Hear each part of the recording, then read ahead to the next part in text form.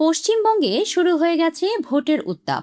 2 দফায় হতে চলা বিধানসভা নির্বাচন ঘিরে এখন রাজনৈতিক লড়াই তুঙ্গে। 2 দফায় অনুষ্ঠিত হতে যাওয়া এই নির্বাচনের প্রথম দফা 23 এপ্রিল এবং শেষ দফা 29 এপ্রিল, আর ভোট গণনা হবে 4 মে।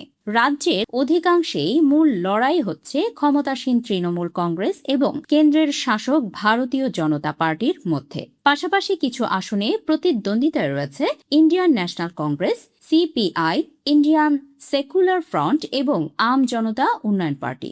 এবারের নির্বাচনে সবচেয়ে আলোচিত লড়াইগুলোর একটি হচ্ছে মুখ্যমন্ত্রী মমতা বন্দ্যোপাধ্যায়কে ঘিরে। তিনি তৃণমূলের প্রার্থী হিসেবে ভবানীপুর আসনে প্রতিদ্বন্দ্বিতা করছেন। এই আসনে তার প্রধান প্রতিদ্বন্দ্বী বিজেপির শুভেন্দু অধিকারী। এছাড়া একই সঙ্গে পূর্ব মেদিনীপুরের নন্দীগ্রাম আসন থেকেও লড়ছেন। তৃণমূলের অন্য উল্লেখযোগ্য প্রার্থীদের মধ্যে রয়েছেন কলকাতা বন্দরে ফিরহাদ হাকিম, হাবড়ায় সাবেক মন্ত্রী জ্যোতিপ্রিয় মল্লিক এবং কামারহাটিতে বহুমাত্রিক ব্যক্তিত্ব মদন মিত্র।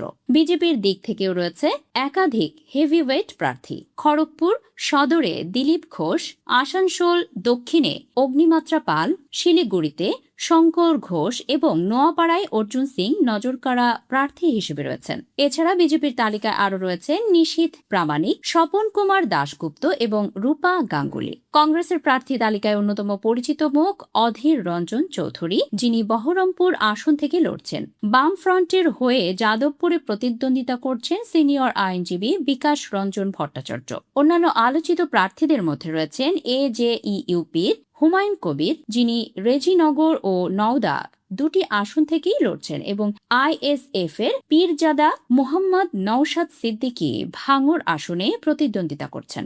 এছাড়া তৃণমূলের হয়ে বালিগঞ্জে শোভনদেব চট্টোপাধ্যায় এবং টালিগঞ্জে অরূপ বিশ্বাস প্রতিদ্বন্দ্বিতা করছেন। অন্যদিকে বাম ও কংগ্রেসের তরফে নজরে থাকবেন মীনাক্ষী মুখার্জি, মানস মুখার্জি এবং মৌসুম বেনজির নূর।